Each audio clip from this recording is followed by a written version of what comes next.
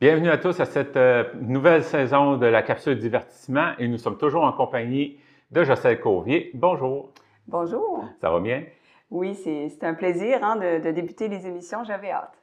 Donc, on va commencer cette première de la saison un peu comme on le faisait la saison passée avec des émissions comme par exemple les biais cognitifs. Là. Cette fois-ci, on va parler des adages modernes pour lancer une petite définition là, vite faite là, de ce que c'est. On pourrait dire que c'est, dans le fond, un proverbe qui pourrait énoncer quelque chose qu'on considère comme une vérité. Exactement, c'est parfaitement décrit. Donner un exemple comme ça, après la pluie, le beau temps. Donc, c'est des espèces de vérités qu'on entend un petit peu partout. Parfois, il y a un fondement. D'autres fois, c'est plus humoristique. Vous allez voir que c'est assez varié. Puis, il y a certaines lois et principes peut-être qui vont vous dire quelque chose. Puis c'est des lois qui s'appliquent très, très souvent dans différents domaines de travail. Un peu comme la première qu'on va parler, la loi de Murphy. Là. Une loi qu'on se plairait à envoyer par la fenêtre tellement qu'elle peut être sacrante des fois. Exactement. Donc, vous allez vous reconnaître dans plusieurs des lois. Vous allez comprendre au fil de l'émission. Donc, loi de Murphy ou la loi de la tartine beurrée. Vous allez comprendre la tartine un petit peu plus tard. Donc, en gros, c'est tout ce qui peut aller mal va aller mal. C'est la devise des personnes pessimistes un peu. En fait, c'est plus simple avec des exemples. Si vous changez par exemple, vous êtes à l'épicerie, vous changez de fil parce qu'il y a trop de gens, bien là, à partir du moment où vous changez de fil, l'autre fil où vous étiez se met à aller plus vite. Donc, on a déjà eu le sentiment de... Ou bien, je te laisse aller avec les problèmes informatiques. Ouais, comme par exemple, si je prends pour exemple, moi j'ai étudié en électronique, puis tu montes ton projet, tu fais tes tests, tout fonctionne bien, tu arrives à la présentation, plus rien fonctionne. T'as un bon exemple. Hein? On dirait que c'est quand on a vraiment besoin, quand c'est important, là, que, je sais pas moi, l'imprimante manque, la présentation manque. D'autres exemples, les vêtements blancs attirent les aliments ou les cravates neuves attirent les aliments. Donc, on se salit car, bon, évidemment, c'est pas le temps. Ou bien, le prix d'un article baisse de 50% le lendemain qu'on l'a acheté. ça m'est arrivé. Ouais, pas mal, moi aussi. En tout cas, je suis sûr qu'il y a beaucoup de monde. Moi, c'est vrai, ça. On s'en souvient. Hein? Puis, un peu dans le même genre, un objet, disons qu'on perd un objet à la maison, on se dit, bon, ben je vais en acheter un autre. Le lendemain, on le retrouve. Donc, évidemment, je vais y aller aussi avec un exemple.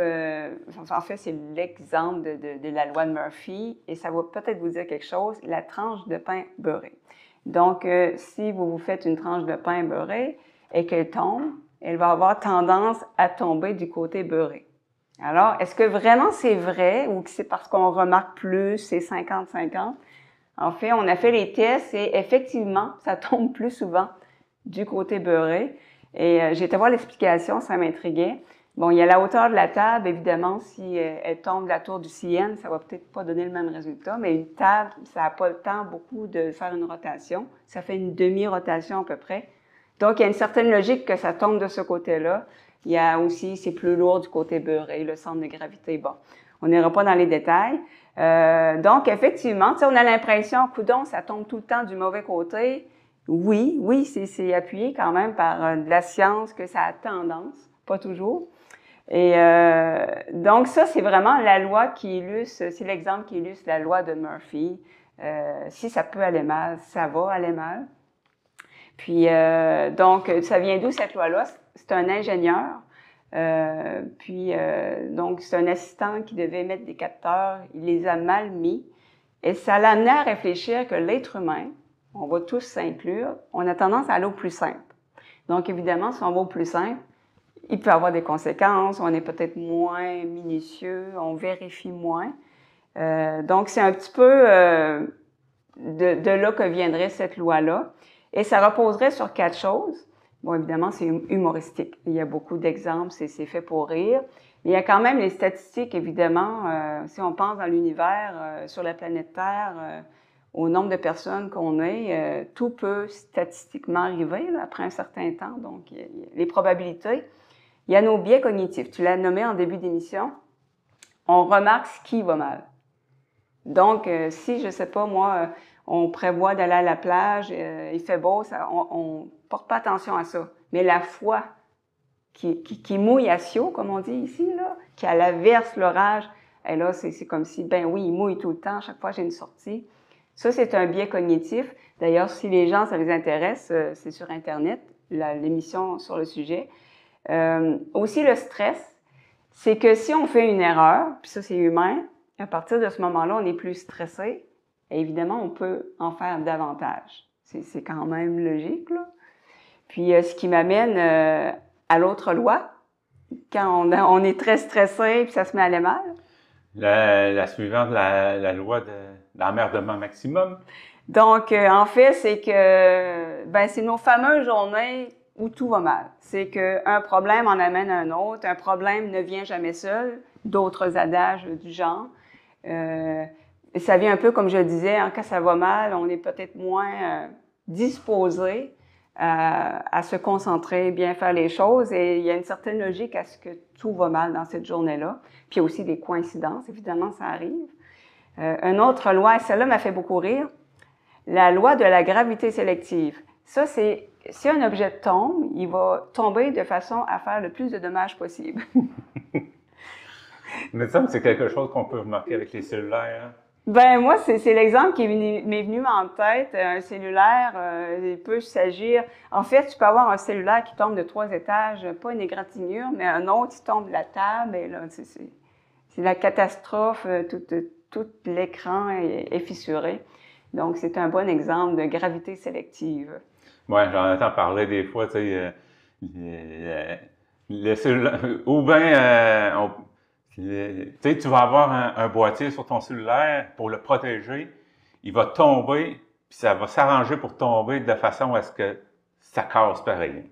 Ah mais oui! Genre, mettons, tu sais, en général, l'écran qui est pas protégé, c'est les contours puis l'arrière, mais ça va tomber sur l'écran, ça va tomber sur une roche, la roche va casser l'écran. Oui, parce que surtout que les cellulaires, aujourd'hui, surtout les nouveaux modèles, la façon que l'écran est fait, c'est comme un peu plus fragile, là. C'est sûr, il les renforce. Donc, ça peut être, on dirait, un mauvais coup au mauvais endroit. Puis là, c'est ça. C'est quand on pense à nos anciens modèles, moi, j'avais un BlackBerry qui a fait un tour dans la laveuse et qui marchait après, là, mon père. Et aujourd'hui, on dirait que c'est un petit peu plus fragile.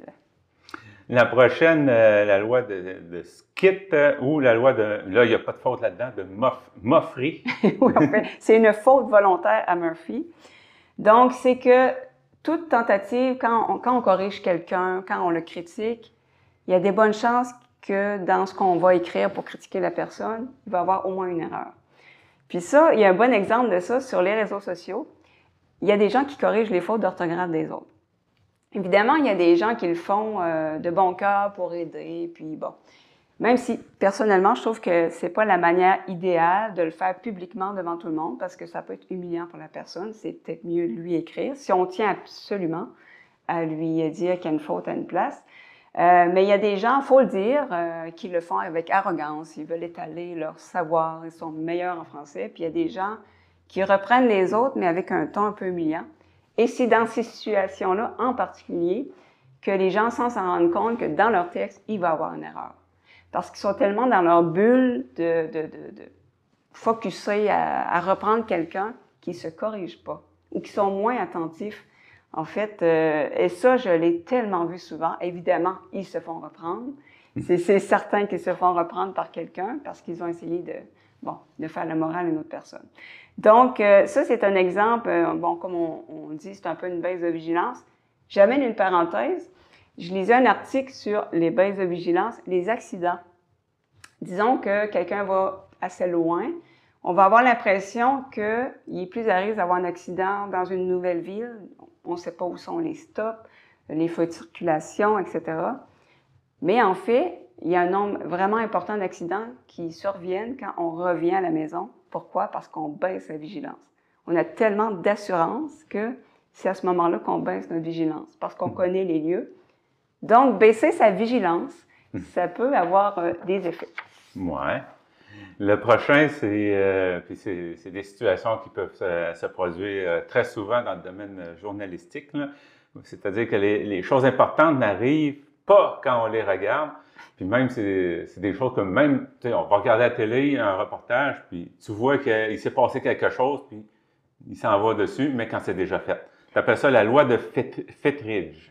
Exactement. Donc, c'est donner un excellent exemple de ça. Un autre exemple, pour ceux qui ont des animaux de compagnie, votre chien, votre chat fait quelque chose de vraiment drôle, vous sortez votre cellulaire pour le filmer, il arrête.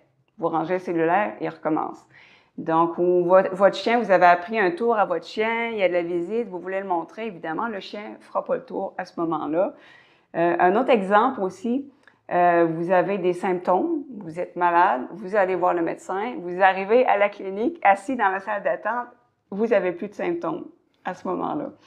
Donc, c'est des exemples de loi de Fettridge que finalement, les choses n'arrivent pas toujours au moment où on le souhaiterait.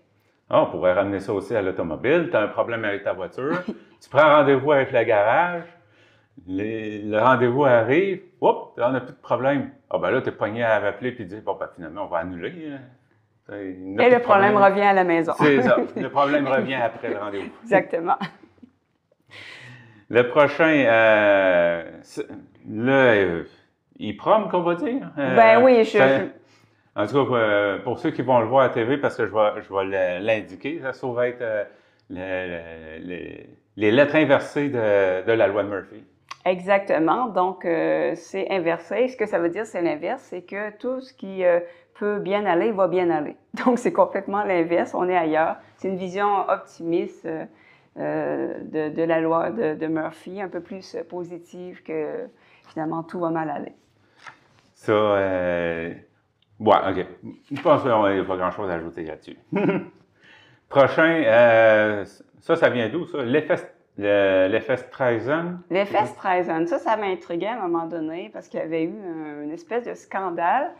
Puis on disait à la télévision, c'est un effet Streisand. Là, ça m'a vraiment intriguée. Et ça a été, c'est en l'honneur, entre guillemets, de la chanteuse Barbara Streisand. Mais elle s'en aurait bien passé, honnêtement, parce que, je vais vous expliquer, c'est lorsqu'on tente de cacher quelque chose, et en fait, ça a l'effet inverse. Et donc, la chanteuse Barbara Streisand avait une maison et elle voulait la cacher. Ben, c'est normal, elle voulait avoir sa vie privée. Donc, mais il y a quand même des gens qui ont pris des photos aériennes. Et elle a essayé de bloquer la parution de ces photos-là. Elle a intenté un procès infructueux. Donc, l'effet que ça a eu, évidemment, les gens ont entendu parler des photos de sa maison. C'est quoi ces fameuses photos-là? C'est quoi cette fameuse maison-là? Ça a eu l'effet totalement inverse. Là, tout le monde a été voir les photos qui circulaient un petit peu sur Internet.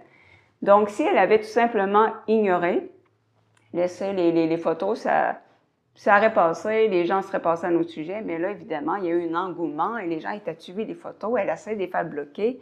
Donc, les gens sont curieux de nature. Hein? Donc, c'est l'effet Streisand. Et ça, on le voit beaucoup sur Internet. Par exemple, Wikileaks. Donc, ça, c'est des documents confidentiels qui ont fuité sur Internet. Et le gouvernement, évidemment, a essayé de bloquer. Alors, quand ça a fait l'actualité, le gouvernement a essayé de bloquer Wikileaks. Qu'est-ce qui est arrivé? Les gens ont été téléchargés et ça a eu l'effet vraiment... Ça a fait boule de neige. Un autre exemple, la chanteuse Beyoncé qui avait fait, je pense, c'est le Super Bowl. Donc, il y a des photos peu flatteuses.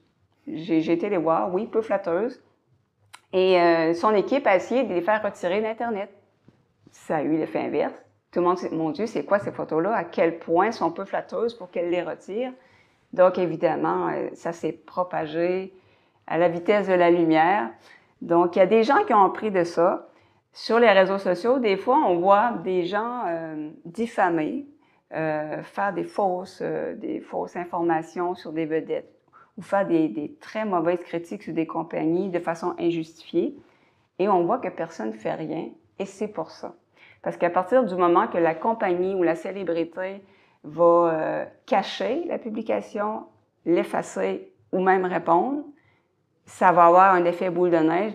Les gens vont se l'envoyer. « Hey, as-tu vu ce qu'elle a répondu? Hey, elle a caché. Elle a quelque chose à cacher. Elle l'a effacé. » Donc, et on le voit souvent, telle publication a été retirée. Il y a des gens qui font des captures d'écran et là, c'est un effet boule de neige, un effet Streisand. Et là, la nouvelle part. Donc, c'est pour ça que des fois, quand on voit des diffamations, les gens ne réagissent pas toujours. Parce que ça peut avoir, c'est un couteau à double tranchant, disons. Est-ce que de dire, d'interdire de faire quelque chose, parce que c'est quelque chose qu'on voit aussi, si tu interdis à quelqu'un de faire quelque chose, il va le faire. Oui, ça. Est-ce que ça rentre là-dedans? Je ne sais pas si ça rentre dans l'effet Streisand, mais ça, c'est vrai. Si tu interdis à quelqu'un ou à un enfant de faire quelque chose, eh ben là, tu viens de piquer sa curiosité, l'envie, le désir de l'interdire. Puis là, des fois, c'est contre-productif et ça a l'effet inverse. Parce que justement, le fait de vouloir empêcher l'apparition de quelque chose, ben, c'est de l'interdire. Attise la curiosité. Exactement. Donc, pour moi, ça doit se... Si on ne peut pas l'appeler de même, pour moi, ça s'en approche beaucoup. C'est l'effet de tenter de dissimuler des choses, effectivement. Ça n'a pas toujours l'effet qu'on souhaite. Oui. Prochain, la loi de Brandolini. C'est quoi ça? Donc, en fait, quand j'ai fait la recherche, là, je connaissais déjà l'effet Streisand, la loi de Murphy, tout ça, mais j'en ai découvert plusieurs. Puis honnêtement, j'ai eu beaucoup de plaisir à faire la recherche parce que, bon, justement, ça, c'est une loi que je ne connaissais pas. Et mais c'est quelque chose qu'on observe sur les réseaux sociaux, entre autres. La quantité d'énergie pour réfuter une fausse information, un mensonge, est de beaucoup supérieure à la quantité d'énergie nécessaire pour la produire. Oh mon Dieu, qu'on voit ça souvent. Donc, je vais donner un exemple concret. Disons que, évidemment, c'est une fausse information. Disons que je te dis que la Terre est plate. On sait tous qu'elle est ronde. Je te dis que la Terre est plate, ça m'a pris 2 secondes de le dire. Mais si tu veux réfuter ça, il faut quand même que tu m'amènes des arguments scientifiques, que tu m'expliques, par exemple, que les bateaux qui s'en vont à l'horizon, le bas du bateau s'en va avant le mât, etc. Donc, tu vas quand même m'amener un certain nombre d'arguments. Ça te prend du temps, ça te prend de l'énergie, beaucoup plus que moi qui a eu 2 secondes pour te dire que la Terre est plate. Et ça, on le voit sur les réseaux sociaux. Et même si l'argument est totalement ridicule, ça demande de l'énergie pour le réfuter. On ne peut pas simplement dire « non, c'est pas vrai ». Il faut amener des arguments, même si c'est évident que c'est faux. Ça demande beaucoup d'énergie. Et moi, des fois, ça me décourage, honnêtement, parce que je vois des choses écrites et tu as des gens qui se mettent là à écrire une grosse argumentation, qui mettent du cœur à le faire. Et c'est difficile de contrecarrer un mensonge. Quand on dit que le mensonge court plus vite que la vérité, là, c'est que... Donc ça, c'est quelque chose qu'on voit beaucoup sur Internet. Oui, on peut le constater beaucoup souvent. Loi de Cunningham. On essaie le prochain. Ça m'a fait beaucoup rire. Je ne connaissais pas la loi, mais je l'avais déjà observée sans savoir que c'était une loi. Donc, la meilleure façon d'obtenir une réponse à une question, c'est pas de poser la question, c'est d'écrire volontairement une réponse erronée. Je vais vous donner un exemple. Admettons que je vais sur mes réseaux sociaux et que j'écris le club avec le plus grand nombre de coupes Stanley, c'est les Maple Leafs de Toronto. Je vous assure que dans la minute, je vais avoir des réponses, beaucoup plus que si j'avais écrit combien de coupes Stanley a gagné le Canadien de Montréal. Évidemment, c'est le Canadien qui a le plus de coupes Stanley, 24 si je ne me trompe pas. Donc, il suffirait que j'écrive volontairement que c'est Toronto qui en a gagné le plus. Et vous allez avoir des réponses dignes de Wikipédia. Tellement que ça va être détaillé parce que, évidemment, l'émotion entre en jeu. Les gens voient quelque chose qui n'a pas de bon sens.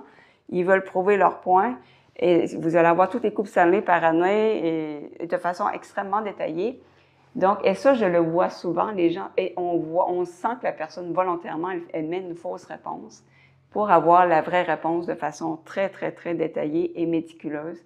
Donc, ça m'a fait beaucoup rire parce que c'est quelque chose vraiment qu'on voit quand même régulièrement. Donc, c'est ça, c'est le Canadien de Montréal pour information et après les Maple Leafs, mais pas mal plus loin que, je pense, c'est peut-être 13, en tout cas, le Canadien à peu près 24. Puis, je ne vais pas donner une fausse information sur... Donc, c'est quelque chose qu'on observe beaucoup pour soutirer, comme on dit, prêcher le faux pour avoir le vrai. C'est un peu ça. Je me demande si ça ne pourrait pas faire en sorte que certaines publications qu'on peut tomber, parce que ça arrive, on tombe sur des publications, puis qu'est-ce qu'elle dit là? Ça n'a pas d'allure. probablement que là, on pourrait voir ces publications-là d'une autre façon. Les problèmes. Oui, il y en a peut-être qui disent vraiment puis que ça n'a pas d'allure, mais justement, comme tu dis, il y en a qui font exprès pour avoir c'est ça, les publications, qu'est-ce qu'elle dit là? C'est probablement des lois de Cunningham, volontairement une fausse information, une loi de Brandolini, une personne qui vient d'émettre une information qui n'a aucun bon sens, qu'on va avoir beaucoup de misère à réfuter. Parmi celles que tu t'es amusé à trouver, la loi de Godwin, t'en es-tu une? La loi de Godwin, ça c'est aussi quelque chose qu'on observe beaucoup, c'est que plus une discussion en ligne, en particulier Internet. Internet, on dit que c'est une faune, il y a toutes sortes de choses sur Internet, pas juste du positif. Donc, plus une discussion se prolonge sur Internet, ou même dans la vie de tous les jours, plus on tombe dans les extrêmes et plus on finit à un point ou à un autre à faire des comparaisons avec le nazisme, avec Adolf Hitler, etc. C'est un drôle de phénomène que ça en vient, évidemment, quand on tombe dans les extrêmes, évidemment, quand on sait toute l'horreur du nazisme, d'Hitler, c'est quelque chose qui a marqué l'humain à jamais. Donc, on finit par sortir ça en exemple. Et quand ça arrive, c'est ce qu'on appelle le point Godwin. Ah, j'ai déjà entendu ça de même, le point Godwin. Le point Godwin pour dire que, OK, bon, la discussion est peut-être allée un peu trop loin. Parce que des fois, ça vient d'un sujet banal. Et là, on finit par comparer la situation avec le nazisme. Des fois oui, c'est approprié, mais d'autres fois, il n'y a pas de comparaison à faire. Mais l'humain a une tendance à l'extrême lorsqu'il argumente pendant un certain temps. Dans la vie de tous les jours aussi. Et puis là, on entend souvent ça de ce temps-ci, avec tout ce qui peut se passer dans l'actualité, quand ça ne fait pas je dis notre affaire, en tout cas. Quand ça ne fait pas l'affaire de certaines personnes, là, ça se met à traiter l'autre de nazi, alors que ça n'a rien à voir. Là, donc, des discussions qui ont, comme tu dis, absolument rien à voir. Et c'est quand on parlait des biais cognitifs, il y a des gens, c'est leur façon de réagir aux choses, ils vont te lancer ça. Puis même si ça n'a aucun rapport, ils savent que ça fait réagir parce qu'évidemment, personne n'a envie de se faire traiter de nazi parce que c'est l'horreur, tout ça. Donc, le point Godwin. Donc, quand c'est atteint dans la discussion, il vaut mieux ne plus discuter. Le prochain, le travail s'adapte selon le temps alloué. On appelle ça la loi de Parkinson. Quoique je ne pense pas que ça doit certainement pas être la même personne que la maladie. Que la maladie, oui. Donc, c'est ça. Moi, la loi de Parkinson, c'est une autre loi que je ne connaissais pas, mais que j'ai vu les effets. Ça en fait, c'est que si on vous donne une tâche précise à faire, la même tâche, qu'on vous donne 2 heures pour la faire ou 10 heures pour la faire, ça va vous prendre le même nombre de temps. Parce qu'en 2 heures, évidemment, vous allez être beaucoup plus productif. Vous savez que vous avez 2 heures. Et en 10 heures, on a tendance un peu à bretter ou à être plus perfectionniste et rajouter des choses. Donc, on dit qu'en fait que comme on disait, le travail s'adapte au nombre d'heures allouées. Donc, peu importe le nombre d'heures. Bien évidemment, ça ne s'applique pas à tous les types de travaux. Hein. Il y a des travaux qui prennent des jours. Mais ça a tendance à faire ça. Et c'est vrai que j'ai remarqué, plus j'ai du temps pour faire quelque chose, plus que me rajouter des choses, plus que je vais essayer d'aller dans les détails pour quelque chose qui aurait pu me prendre beaucoup moins de temps. Dans certains cas, ça peut peut-être être profitable, cette loi-là, dans certains cas. Dans d'autres, oui, non, c'est ça. C'est une loi qui est beaucoup utilisée dans le domaine, par exemple, les patrons, des fois, ils réalisent que leur employé pourrait faire. Mais de l'autre côté, moi, je pense quand même que quelque chose fait à la hâte en 2 heures n'est peut-être pas de la même qualité. Parce que ça prend du temps à faire bien les choses. J'ai déjà travaillé dans une usine, puis pas ici en Gaspésie, là, c'est plutôt d'où je viens, là. Mais il y a quelqu'un qui s'est fait dire, parce que bon, on fabriquait des harnais électriques, puis la personne, t'as des gens qui devaient tester ces harnais-là. Il y en a un nouveau qui était arrivé, puis il le faisait plus vite que les autres. Les autres ont été lui dire, tu vas ralentir parce que sinon on va nous demander de le faire plus vite. Donc, on le voit beaucoup au marché du travail, un petit nouveau qui arrive puis qui veut impressionner le patron ou qui a envie vraiment de se dépasser, mais c'est parce que les autres doivent suivre sa cadence après. Ça se peut que les autres ne sont pas contents. Tu as vu la cadence ou bien ils se sont habitués à faire ça relax, pas se dépêcher. Il y a ça aussi. Là, c'est pour ça, tu sais, en 10 heures, tu as le temps d'être relax, tu ne te presses pas trop. S'il faut que tu le fasses 2 heures, ben là, il faut que tu sois performant. Exactement. C'est un bon point. On entend ça des fois dans la voirie. Je ne sais pas si c'est vrai, si c'est des rumeurs, pas des rumeurs, plutôt des mythes, là, de quoi, mais tu sais, que ça fait exprès de ne pas travailler trop vite, là. En fait, dans tous les domaines de travail, hein, on dit qu'après un certain temps, on prend un certain rythme, on est moins performant que dans les débuts, on prend ça relax, puis tous les employés suivent le même rythme, donc ça paraît pas trop parce qu'on est tous sur le même rythme plus lent. C'est pour ça que quand un nouvel employé arrive, ça paraît, parce que lui, tu sais, il est en mode, il veut prouver qu'il est capable de faire le travail. Donc, c'est quelque chose qui revient souvent au niveau du travail. Bon, on va terminer cette émission-là avec un dernier, le principe de Sharkey. On prononcerait ça de même? Je pense, Sharkey. Donc, ce que ça dit, c'est que les institutions, les compagnies préservent les problèmes auxquels ils apportent la solution. Ça, c'est quelque chose qu'on entend beaucoup dans les théories du complot. Mais ceci dit, ça existe. Oui, effectivement, il y a des compagnies, il y a des institutions, il y a des gouvernements que ça peut faire leur affaire, qu'un problème continue s'ils amènent la solution. Je vais vous donner un exemple concret de ça. Il y a eu à un moment donné une enquête.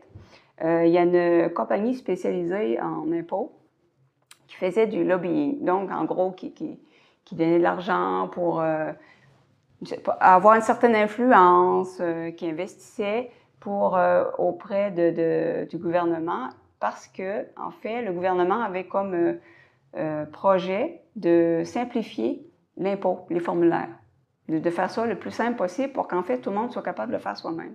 Et cette compagnie-là, qui fait des impôts, évidemment, c'était pas à son avantage. Et elle faisait pression auprès du gouvernement pour que ça n'arrive pas.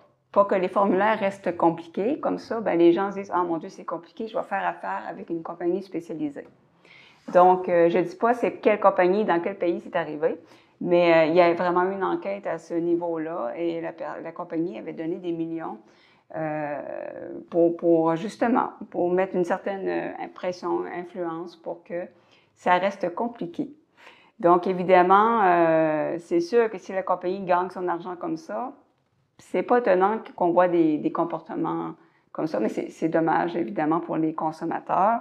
Et c'est quelque chose, le principe de Sharkey, semble-t-il qu'on voit quand même couramment dans plusieurs domaines, sauf qu'on n'en est pas toujours conscient.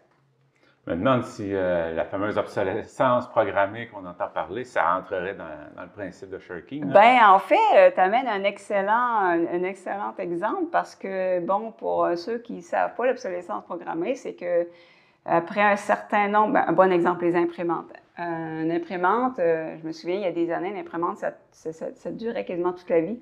Aujourd'hui, les imprimantes, après 2-3 ans, tu commences à avoir des problèmes. Et en fait, moi, j'ai eu une imprimante qui fonctionnait parfaitement et en plein milieu d'impression, c'était écrit dans l'écran « fin de vie ». Ah ouais? Fin de vie. C'est assez macabre comme message. Fin de vie. Et en allant sur Internet, et c'était courant, c'est qu'en fait, ils avaient fait un petit programme pour que tu en achètes un autre.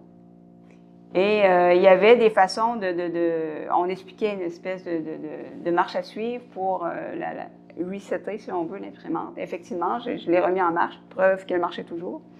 Mais oui, il y a des petits programmes comme ça qu'on peut insérer. Et là, on veut faire des lois pour interdire ça, évidemment, parce que ça n'a pas de sens.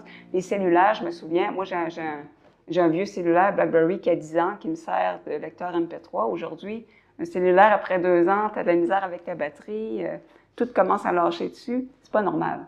Ou on arrête de faire des mises à jour. Mais là, si on arrête de faire des mises à jour, évidemment, on change d'appareil. Donc, c'est un bon exemple parce que les compagnies savent que ils vont faire de l'argent avec nous autres. S'ils nous vendent un cellulaire par 10 ans, c'est pas mal moins le fun. Un autre exemple qu'on pourrait donner pour finir, là, les réfrigérateurs. Les réfrigérateurs des années 70-80, on peut en trouver encore, puis ça fonctionne.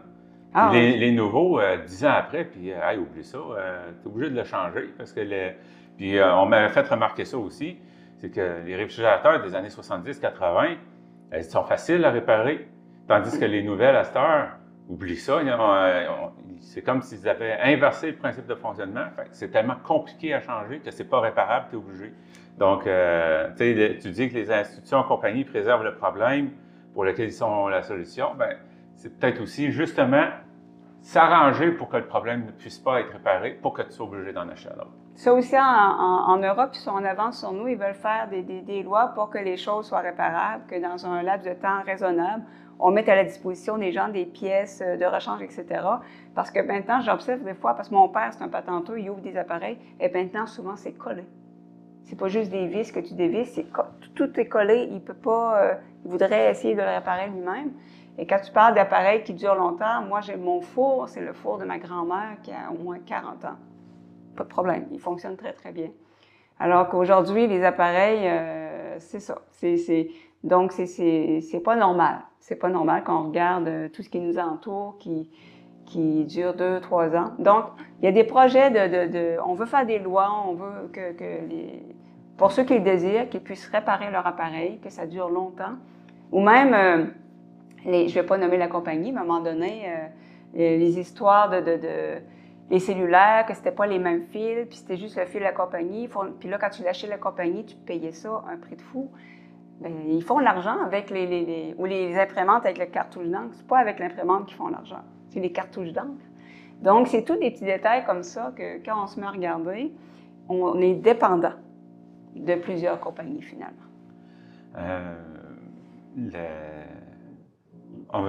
Tu parlais de gouvernement qui commence à regarder pour des projets de loi. Il me semble que le Canada n'est pas en train de travailler sur un projet de loi de ce genre-là, de forcer à ce que les appareils soient facilement réparables. Oui, bien, effectivement, un peu comme en Europe, parce qu'il y a des abus. Les compagnies, certaines compagnies abusent, puis au prix du coût, évidemment, le coût de la vie, puis tout ça. Puis, nous, on est de la génération, les appareils duraient pas mal plus longtemps, les ordinateurs, tout ça. Aujourd'hui, un ordinateur, ça dure beaucoup moins longtemps que dans notre temps, là, parce que, là, il n'y a plus de mise à jour, il n'y a plus ci, il n'y a plus ça. Ils ont tout, ou bien ils sortent des applications qui, ils ne marchent pas sur tel modèle de Android. Donc, oui, moi, j'espère qu'on va faire un peu de ménage là-dedans, penser aux consommateurs, parce que tout coûte tellement cher. Donc, moi, je me dis toujours, on est capable d'aller sur la Lune, puis on n'est pas capable de faire des appareils qui durent longtemps. Mais enfin, oui, on est capable parce qu'il le faisait avant. Donc, en espérant que le gouvernement agisse dans ce domaine-là. C'est ce qui conclut cette dernière émission, c'est pas cette dernière, cette première émission de la nouvelle saison. On est revenu souvent à l'effet, on est revenu souvent au biais cognitif. J'ai l'impression qu'on a des émissions de l'an passé il y a beaucoup de choses qui viennent à chercher un peu partout dans les émissions qu'on a faites, là. Exactement. Les gens peuvent consulter les anciennes émissions. Donc, sur les biais cognitifs, c'est un peu sur le même thème. Et on va en faire d'autres au cours de la saison. On va avoir des sujets sur la science, toutes sortes de sujets. Mais aussi, il y a des gens qui disent qu'ils nous écoutent en balado. Donc, aussi, on a parfois des petits sujets sur la psychologie, un petit peu humoristique aussi. Donc, j'espère que les gens ont apprécié ces exemples. Puis des fois, ça nous fait voir le monde différemment, avec un nouveau regard, de voir ses lois, ses effets. Et bon, personne n'est à l'abri, hein. On est tous, on l'a vu pour les biais cognitifs, hein. On est tous sensibles à ces choses-là. Donc, c'est toujours un plaisir de faire ces émissions. Bien, je sais que oui. Merci beaucoup pour cette émission et on se revoit la semaine prochaine. Avec plaisir.